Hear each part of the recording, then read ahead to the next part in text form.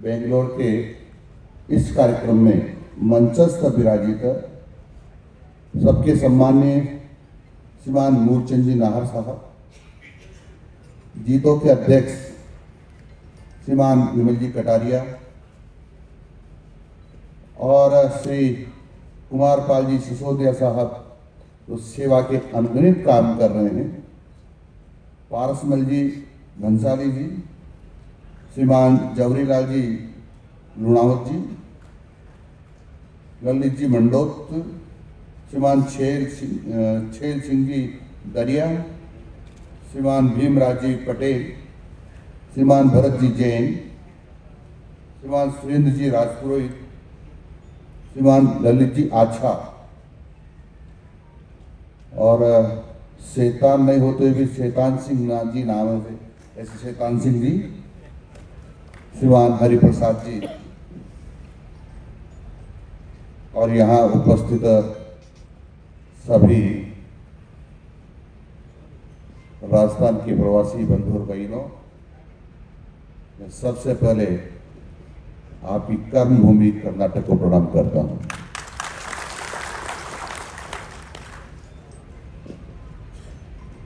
मैं मूलचंद जी को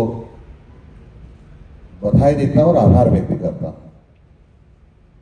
उन्होंने आप सबके सामूहिक रूप से दर्शन मुझे करा दिए और मैं अपने आप को आपके बीच में पाकर के गौरवान्वित महसूस कर रहा हूं। मैं आप जानते हैं कि यार आप हम महाराणा प्रताप, वीराजी, भामाशाह और पन्नाधाई जैसे त्यागी, तपस्वी, क्रांतिकारी जो कि धरती से आए हैं और आप सबका लगाव अपनी मातृभूमि से है। मैं लगातार देखता आया हूं कि राजस्थान के लोग जहां जहां भी हैं, हिंदुस्तान के किसी भी कोने में हैं, तो साल भर में एक बार तो जाकर के अपने गांव में जाकर के आते हैं और वहां अपने आप को पाकर के गौरवान्वित महसूस करते हैं कि मैं इस धरती का हूं और उस धरती का पूरा ख्याल रखते हैं।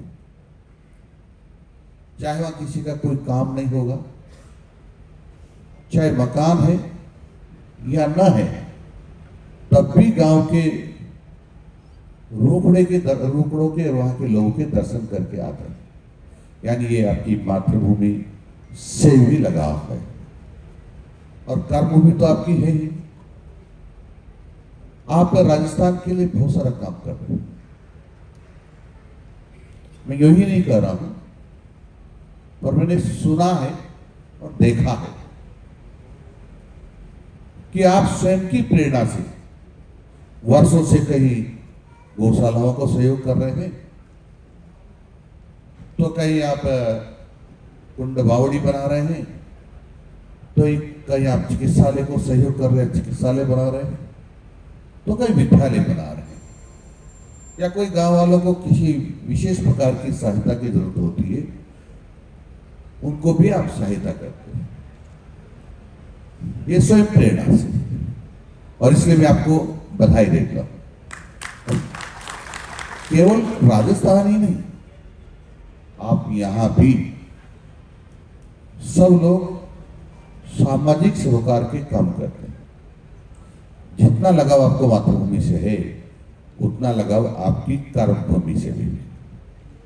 यहाँ के लोगों को पीड़ा भी आप समझते हैं और इसलिए सिसोदिया साहब कह रहे थे कि राजस्थान का कोई भी व्यक्ति यहाँ आएगा तो हम व्यवस्था करेंगे और यहाँ चाहे पढ़ने आए, चाहे बीमार हो, चाहे अस्पताल में आए, कुछ भी करने आए तो उसकी व्यवस्था हम करते हैं। कोई नौकरी पाने के लिए भी आएगा तो हम यहाँ नौकरी भी देते हैं, ऐसा उन्होंने अपनी बात में कहा।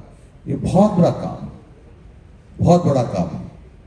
मैं उनको बधाई देता हूँ और आपकी सारी टीम को बधाई देता हूं कि आप कुछ काम और कुछ सेवा के काम यहां भी कर रहे हैं। जहां जहां मारवाड़ी या राजस्थानी जाते हैं वो वहां ऐसे घुल मिल जाते हैं जैसे कोई दूध में शक्कर घुल जाती है और जिसको अलग नहीं किया जा सकता है। इस प्रकार आप वहां घुल मिल जाते हैं और इसी के कारण आपको वहां के लोग पूजनीय, वंदनीय और सम्मान्य समझने लगते हैं और आपका सर्वोच्च सम्मान रहता है। आपका सर्वोच्च सम्मान रहता है वो सेवा के कारण रहता है। आप 2 पैसे कमाते हैं तो 2 पैसा खर्च भी करते हैं। मैं क्योंकि आप सब लोग भामा साहस से प्रेरणा लेकर के आगे बढ़ रहे हैं। जब कभी महाराणा प्रताप को संकट आया था और उनको लगा कि उनके पास धन की कमी के कारण से अपने काम को, अपने युद्ध को या अपना जो दुश्मनों को जीतना था वो काम नहीं कर पा रहे हैं। ऐसे समय में भामा शाह ने आकर के जितनी कमाई उनकी जीवन की थी या पूर्वजों की थी सारी की सारी को समर्पित कर दिया और कहा कि महाराणा प्रताप आपको डरने की जरूरत नहीं है। धन की कमी के कारण से आपका काम रुक जाएगा, ऐसा हम होने नहीं देंगे। और आखिर में उस उत्साह सहयोग के कारण से महाराणा प्रताप ने मेवाड़ की आन बान और शान रखी और वो किसी के सामने कभी झुके नहीं। ऐसी धरती के लोग हैं। अभी उस प्रकार के युद्धों की जरूरत नहीं है। अभी तो जो हमारे राजस्थान के लोग अभाव में जी रहे हैं, ये प्राश्रित हैं, निराश्रित हैं, उनकी भी सेवा करनी। और हमारे राजस्थान में सब शिक्षित बने, इसमें हम क्या सहयोग कर सकते हैं, आप सहयोग करेंगे। क्योंकि सबसे बड़ा यदि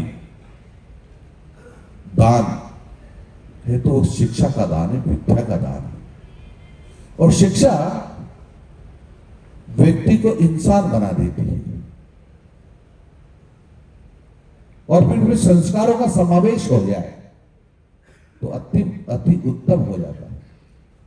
और मैं लगातार इस बात का हामी रहा हूं कि शिक्षा में संस्कारों का समावेश होना ही चाहिए। संस्कार विहीन शिक्षा तो पशुत्व की ओर ले जाती है, लेकिन संस्कार युक्त शिक्षा देवत्व की ओर ले जाती है।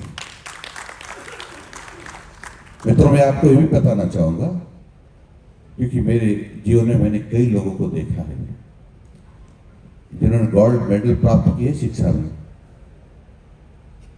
ऊंची ऊंची डिग्रियां प्राप्त की है, लेकिन संस्कार नहीं पाए। संस्कार नहीं थे उनमें से कई लोग। जब देश के ऊपर संकट आया या जो देश को नुकसान पहुंचाने का यत्न हुआ तो देश को नुकसान पहुंचाने वालों के साथ और देश को तोड़ने वालों के साथ खड़े हो गए। ऐसी शिक्षा का कोई अर्थ नहीं है। परंतु संस्कार पाए हुए लोग, चाहे उन्होंने पढ़ाई कम की हो, चाहे उन्होंने गोल्ड मेडल प्राप्त नहीं किया होगा, फिर भी जब देश के ऊपर संकट आया, देश के आन बान शान और सम्मान की बात आई तो हमेशा देश के साथ खड़े हुए, अग्रिम पंक्ति में जाकर के खड़े हुए। ये संस्कार है। इस प्रकार की संस्कार देकर के राजस्थान में उन लोगों को खड़ा करना चाहते हैं ताकि उनमें देश के प्रति श्रद्धा का भाव और देश के प्रति सम्मान का भाव हो, और जब संकट आए तो सबसे आगे पंक्ति में खड़े रहें। ऐसे विद्यार्थी हम राजस्थान के विद्यालय से तैयार करना चाहते हैं। और इसलिए क्योंकि आजकल नई टेक्नोलॉजी है, नई नई टेक्नोलॉजी आ रही है। आपने देखा रोबोटिक एजुकेशन आ गया है और आर्टिफिशियल इंटेलिजेंस आ गई है। वो तो ऐसी सारी टेक्नोलॉजी है। उस टेक्नोलॉजी से भी हम राजस्थान के छात्रों को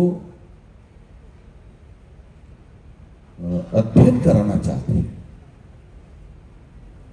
और यदि हमने स्वीकार नहीं किया तो राजस्थान के विद्यार्थी पिछड़ जाएंगे, दुनिया की दौड़ में पीछे रह जाएंगे।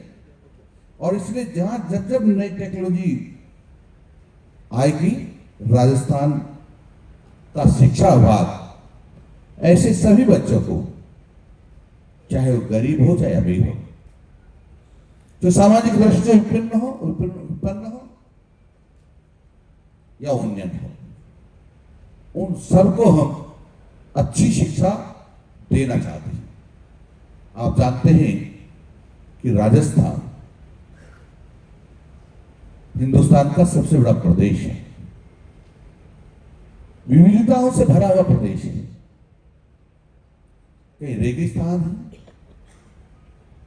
तो कहीं पानी की कमी है, कहीं पानी की प्रचुर मात्रा है, कहीं जंगल है तो कहीं पहाड़ है। ये सब आप जानते हैं, परंतु राजस्थान सरकार का एक संकल्प है कि हम राजस्थान के हर बच्चे तक शिक्षा पहुंचाएंगे, हर बच्चे को शिक्षा से जोड़ेंगे। और इसलिए राजस्थान सरकार 70,000 विद्यालय चला रही है। जहां भी हमको ऐसा लगता है कि 20, 25, 30 बच्चे यहां हैं या विद्यालय नहीं है, तो हम वहां विद्यालय खोलते हैं। और आप जानते हो प्राइमरी स्कूल खोलने के लिए भी हमको कम से कम 5-6 टीचर्स की जरूरत होती है। परंतु पीछे नहीं हटेंगे, हम किसी भी कीमत पर उन बच्चों को शिक्षा देंगे। प्राथमिक संसाधनों की स्थिति भी आप जानते हैं, सीमित है। उन सीमित साधनों से और आपके सहयोग से हम सबसे शिक्षा देने का जो संकल्प हमारा है, उस संकल्प को हम पूरा करें। मित्र, अभी आपको लगभग 8 महीने पहले माननीय मुख्यमंत्री जी ने कहा था कि भाई अखबारों में आ रहा है कि बाड़मेर और पाकिस्तान की सीमा पर धरती का टेम्परेचर 55 डिग्री हो गया था, फलोदी का टेम्परेचर 53 डिग्री हो गया था। यानी थोड़ा भी टेम्परेचर बढ़ेगा तो बड़ा नुकसान हो सकता है, जनहानि हो सकती है। ये हमारे लिए चेतावनी थी। उन्होंने कहा, दिलावर जी, पौधे लगाकर पेड़ बनाओ बड़ी संख्या में, और उन्हें टारगेट दिया कि 7 करोड़ पौधे लगाने। 7 करोड़। मुझे एकदम डर लगा कि 7 करोड़ पौधे कैसे लगे। लेकिन मैं निकला राजस्थान के कई जिलों में गया, मैं किसानों से मिला, मैं मजदूरों से मिला, मैं बड़े व्यापारियों से मिला, तो उद्योगपतियों से मिला। मैंने सब श्रेणी के लोगों से बातचीत की और सबने बड़ी उत्साह के साथ मेरी बात को सुना, और सुना ही नहीं, वो परिणति तक ले गए। और उसका परिणाम ये रहा कि राजस्थान में 7 करोड़ 22 लाख पौधे लगे, जो विश्व रिकॉर्ड बना, विश्व रिकॉर्ड बना। और इससे उत्साहित होकर के माननीय मुख्यमंत्री जी ने कहा है कि दिलावर अब 10 करोड़ पौधे लगाना है। हम उस चुनौती को भी स्वीकार करेंगे, और हमने ठाना है कि माननीय मुख्यमंत्री जी का लक्ष्य तो पूरा करेंगे, लेकिन 10 करोड़ ही नहीं, हम 25 करोड़ पौधे लगाने तक पहुंचेंगे। क्योंकि आप सब जानते हैं कि राजस्थान में लगभग 82 लाख छात्र तो सरकारी विद्यालय में पढ़ते हैं, और इतने ही लगभग निजी विद्यालय पढ़ते हैं। मैं सभी को निर्देश दे रहा हूं कि 1 महीने तक इस अभियान को चलाना है और जो हमारा प्रथम कालांश होगा 1 घंटे का, उसमें रोज बच्चों को 10 पौधे लगाना है। 10 पौधे लगाना है। और इसी प्रकार से सब कर्मचारी अधिकारियों को भी कहा है कि उनको 15 पौधे लगाना है। और जो जितने भी लोग नरेगा में काम करने वाले मजदूर हमारे, उनको भी यही टारगेट दिया है कि रोज आप 10 पौधे लगाएंगे 1 महीने तक, और जो अधिकारी होंगे पंचायत राज विभाग के हमारे, वो 15 पौधे लगाएंगे 1 महीने तक। और मैंने एसी का उपयोग करने वाले लोगों से भी निवेदन किया है कि आप भी प्रति एसी 50 पौधे लगाएंगे। मोटरसाइकिल वाले से भी कहा कि तुम 20 पौधे लगाओगे रोज। कार वाले से कहा है, छोटी कार वाले से तुम 30 पौधे लगाओगे, और बड़ी कार वालों से कहा कि तुम 40-50 जो उचित समझते हो ये लगाइए, पर लगाइए। किसानों को कहा है कि जितने आपके खाते में जितनी जमीन दर्ज है उतने पौधे रोज लगाइए। मैं समझता हूं कि क्योंकि लोगों को विश्वास हो गया है, मुझे विश्वास हो गया है लोगों से कि जो मैं निवेदन करता हूं, उस निवेदन को उन्होंने पहले भी स्वीकार किया है, अब भी स्वीकार करेंगे, और हम लक्ष्य को भेदेंगे, ऐसा हमारा प्रयत्न रहेगा। मित्रों, हमारा लगातार कोशिश ये है कि राजस्थान के सब बच्चों का स्वास्थ्य ठीक रहे, और इसलिए हमने 70 लाख बच्चों का स्वास्थ्य जांच कराई है। चाहे वो बीमारी छोटी हो या बड़ी हो, सारी बीमारियों का इलाज सरकारी खर्चे पर करा रहे हैं। जितने भी बच्चे से आइडेंटिफाई हुए सबका इलाज करा रहे हैं,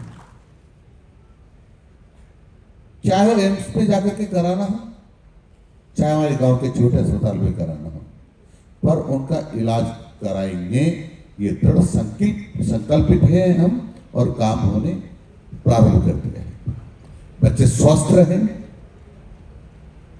और इसलिए राजस्थान के सभी विद्यालयों को हमने निवेदन किया है, चाहे वो सरकारी या गैर सरकारी, कि प्रार्थना के समय रोज सूर्य नमस्कार होंगे। कम से कम 3 सूर्य नमस्कार से प्रारंभ करें और धीरे धीरे इसको बढ़ाएं। यदि जो और अभी 1 साल से चल रहा है रेगुलर, और उसके कारण से भी बच्चों का स्वास्थ्य ठीक रहेगा। और जब बच्चे स्वस्थ रहेंगे तो उनका मन भी स्वस्थ रहेगा। और जब मन स्वस्थ रहेगा तो मैं समझता हूं कि उनके मनों में विकार नहीं आएंगे, और पढ़ाई में भी उनका अच्छी तरह से मन लगेगा। और जब इस प्रकार से होगा तो बच्चों की शिक्षा की गुणवत्ता भी बढ़ेगी। मैं कोशिश यही कर रहा हूं कि संस्कार युक्त शिक्षा और गुणवत्तापूर्वक शिक्षा बच्चों को मिले। मैं आपसे ये निवेदन करने के लिए आया हूं कि हम सब लोग मिलकर के राजस्थान के बच्चों को ऐसा बनाएं कि आने वाली पीढ़ी हमको याद करे, और याद ही नहीं करे। हमारा प्रदेश शक्तिशाली बने, विद्वानों का देश कहलाए, और जो कलंक है हमारे माथे पर कि राजस्थान में शिक्षित लोग और प्रदेशों की अपेक्षा कम है, तो हम इस कलंक को भी धोना चाहते हैं, और एक दिन ऐसा लाना चाहते हैं कि राजस्थान शिक्षा में अग्रणी प्रदेश बने। इसलिए मैं आपके पास आया, और इसलिए राजस्थान सरकार ने के शिक्षा विभाग ने कुछ छोटे मोटे परिवर्तन किए कि बहुत सारे सम्मान्य गुरुजन ऐसे थे जो पढ़ाने में कम रुचि रखते थे। वो कहीं नमाज पढ़ने के नाम पर, कहीं भेरू जी बालाजी की पूजा करने के नाम पर स्कूल छोड़ जाया करते थे। वो अपना अधिकार समझते थे कि हमको कौन रोक सकता है। ये हमारा व्यक्तिगत मामला है, भगवान की पूजा करने जाऊंगा तो हमने उनको कह दिया है आप भगवान की पूजा 100 बार करो, नमाज 1000 बार पढ़ो, लेकिन स्कूल समय के बाद सुबह पढ़ के आए, शाम को जाके पढ़िए। स्कूल समय में ये काम नहीं करोगे, केवल और केवल शैक्षणिक गतिविधियां में ही करोगे, इसके अलावा और काम नहीं करोगे।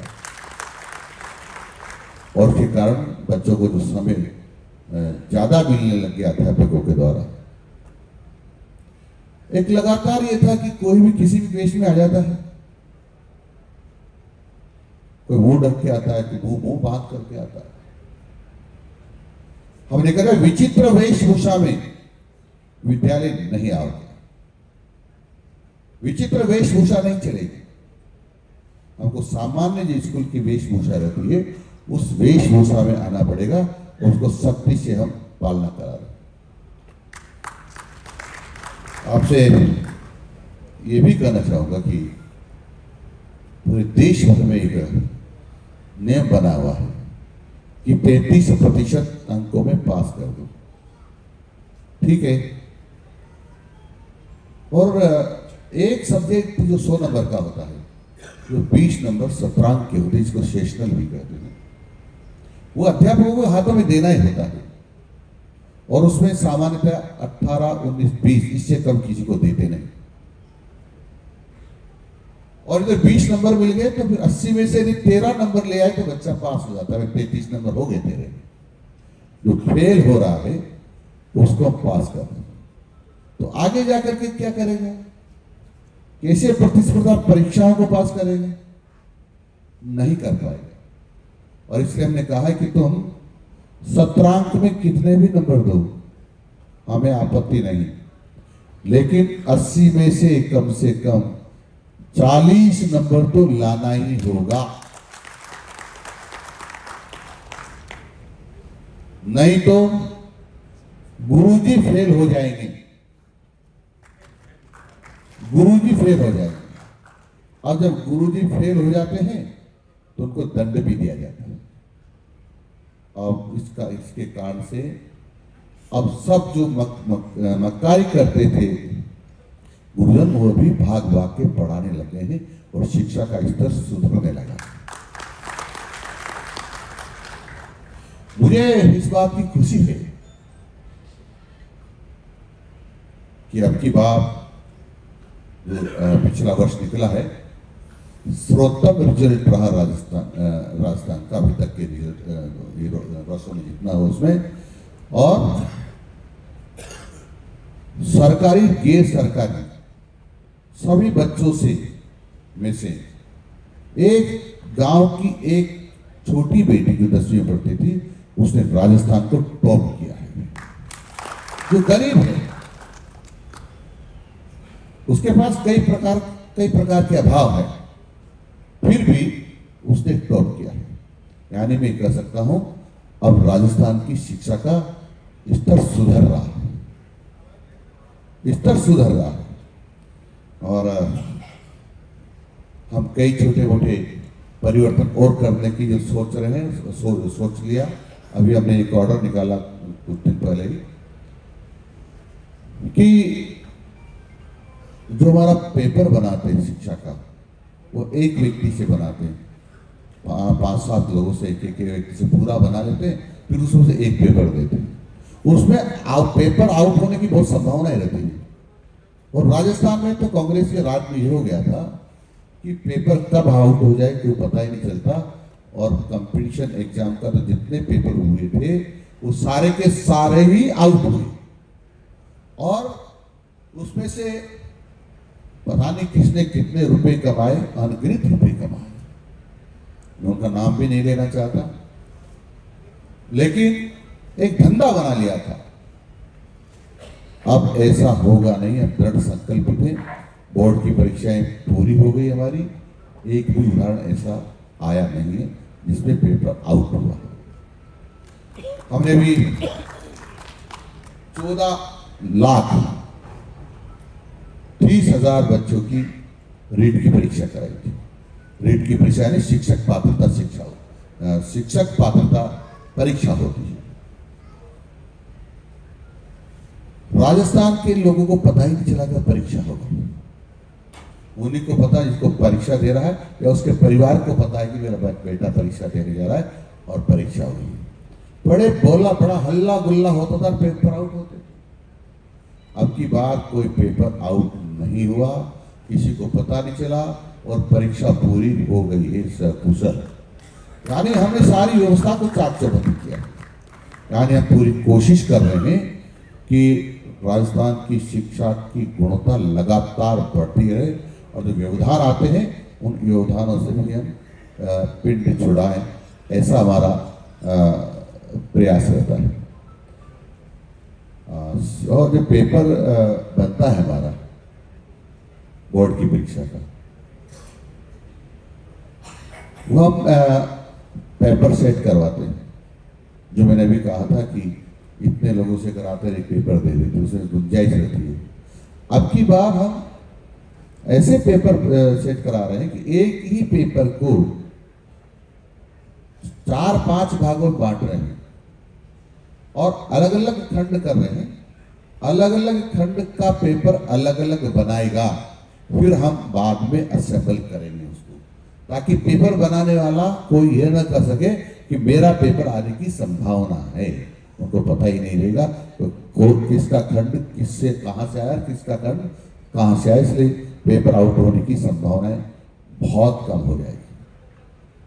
जब स्टूडेंट अपना पेपर देकर के आता है तो उसको लगता है कि मेरा पेपर बहुत अच्छा हुआ है, जैसा मैंने लिखा था वैसा मेरे को नंबर आएंगे। कई बार ऐसा होता नहीं है, तो बच्चा जब रिजल्ट आया तो निराश होता है कि मैंने अच्छी पढ़ाई की थी, मैंने मेरे पेपर में जो क्वेश्चन है उसको आकर के मिलाया भी था, अच्छे आने चाहिए तो नहीं आए। तो वह रीचेकिंग का प्रावधान है, पर रीचेकिंग के नाम पर अभी तक रीटॉटलिंग होती आई है। हमने कहा रीटॉटलिंग तो होगी ही, लेकिन रीचेकिंग भी होगी कि जहां उसको 5 में से 4 नंबर आने की संभावना थी, उसमें 1 दे रखा है, तो वापस 4 नंबर होंगे। यदि 4 नंबर आने लायक है तो 4 नंबर आएंगे और फिर उसका रीचेकिंग सभी का होकर रीटॉटलिंग होगी, ताकि बच्चे को किसी को शंका न रहे कि मैंने जो लिखा था तो सही लिखने के बाद भी मेरे को जितने नंबर आने चाहिए थे वो नंबर नहीं आए। ये हम प्रयास कर रहे हैं। मैं आप को ये भी निवेदन करना चाहता हूँ, क्योंकि आप मेरे से बहुत विद्वान हैं, बहुत जानते हैं, लेकिन स्मरण कराना चाह रहा हूँ। हमारे यहाँ गांव में कई कुएं हैं और हम खेत में पानी देने के लिए बचपन में वो चरस से पानी निकालने के लिए हल बेलों को जोत करके चरस निकाला करते थे। आप में से अधिकांश लोग जानते हैं। जब हम पानी निकालते थे 12 बजे के आसपास, जब बेलों को चारा चराने का टाइम होता था, हमको भी भोजन करने का टाइम होता था, तो बेलों को रेस्ट देने के लिए, हम रेस्ट करने के लिए 2 घंटे का विश्राम लेते थे। तो पानी देखते थे कुएं में कितना पानी खाली हो गया, कितना कुआं खाली हो गया, तो उसको देख लेते थे। फिर 2 घंटे के बाद फिर देखते थे, उतना ही पानी वापस आ जाता था। पर हमारे यहाँ 1-2 कुएं ऐसे थे जिसका पानी बहुत वर्षों से नहीं निकाला गया, उपयोग ही नहीं हुआ, तो उसमें कोई कचरा गिर गया, पत्ते गिर गए पेड़ों के, पता नहीं क्या क्या गिर गया। और जब कुछ दिनों बाद लोगों ने सोचा नहीं इसका भी उपयोग करना चाहिए, तो कुछ लोग उसको साफ करने के लिए नीचे गए, तो वहीं रह गए। यानी उसमें गैस बनी और गैस के कारण से बेहोश हो गए और अंत में मर गए। फिर किसी ने कहा कि भाई ये गैस बन रही है, अंदर बच जाओ। मैं ये कहना चाहता हूं कि जिसका पानी रुका रहता है वो घातक हो सकता है। उसका पानी का निरंतर यदि उपयोग करते रहते हैं हम लोग, तो जन उपयोगी रहता है। और इसलिए हमारा जो कमाया हुआ धन है वो भी चलायमान रहना चाहिए, और यदि रुका रहेगा तो कभी कभी घातक हो सकता है। इसलिए आप सब लोग अपने धन को चलायमान रखते हैं, उसको रोकते नहीं, जनहित में भी चलायमान रखते हैं तो अच्छा रहता है। आप उस बात को बहुत पहले ही समझ गए हैं और आपने चलायमान रखा है। लेकिन मैं कह रहा हूं कि राजस्थान विविधताओं से भरा प्रदेश है। बहुत सारे काम करना चाहते हैं तब भी सरकार के सीमित साधनों के कारण नहीं कर पाते, और इसलिए मैं निवेदन करने के लिए आया हूं कि राजस्थान को इस अशिक्षा के कलंक को मिटाना है,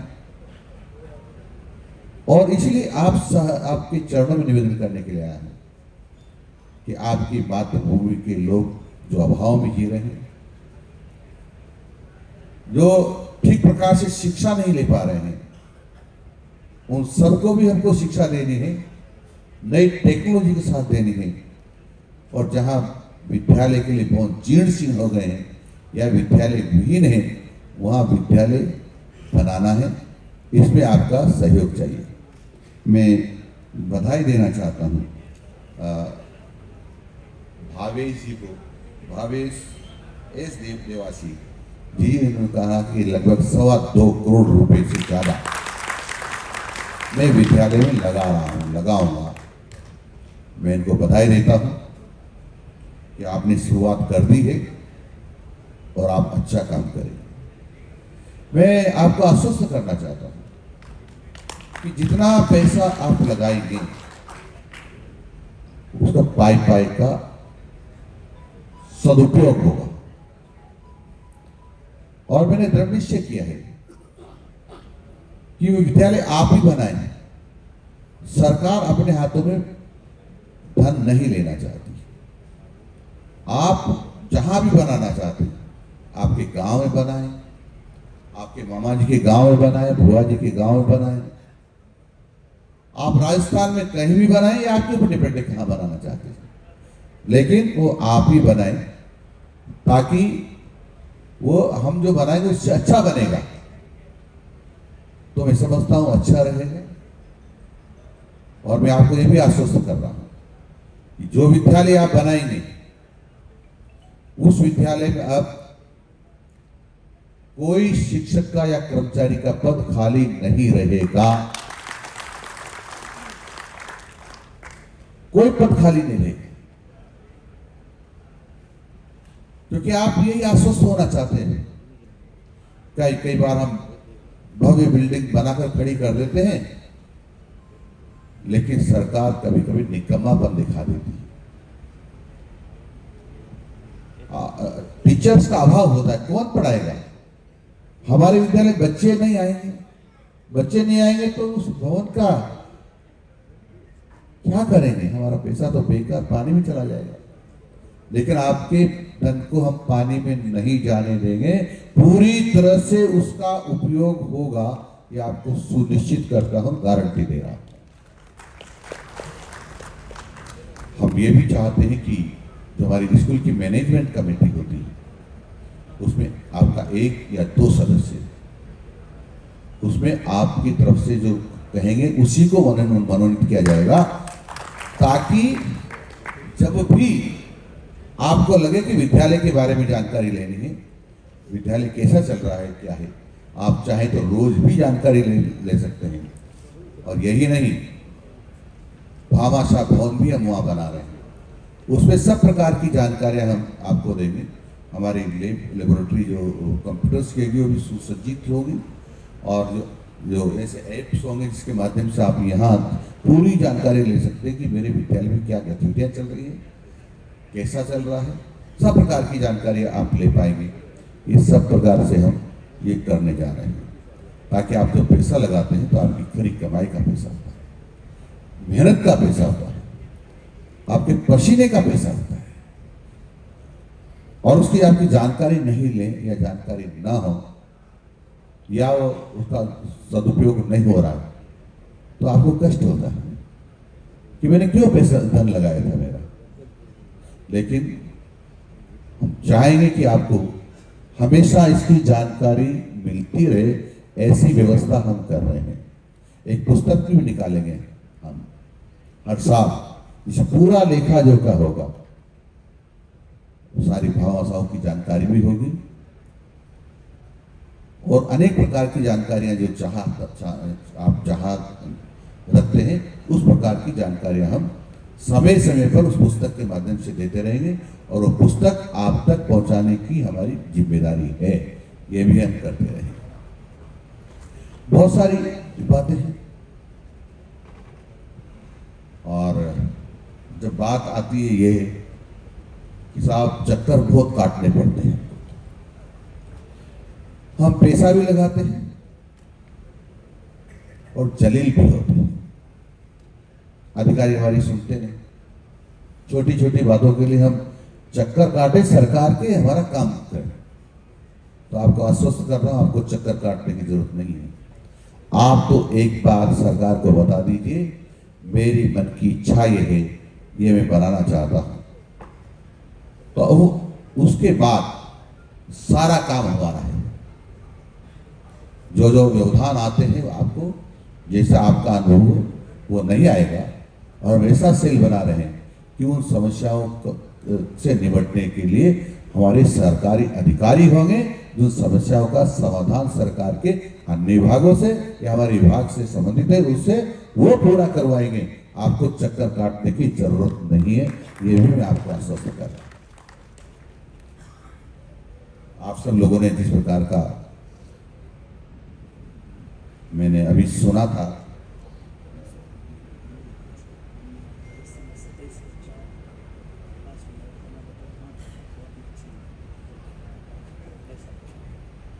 हाँ ये कर रहे हैं अभी डबल जेई का जो रिजल्ट आया था, JEE का जो रिजल्ट आया था 27 बच्चों में से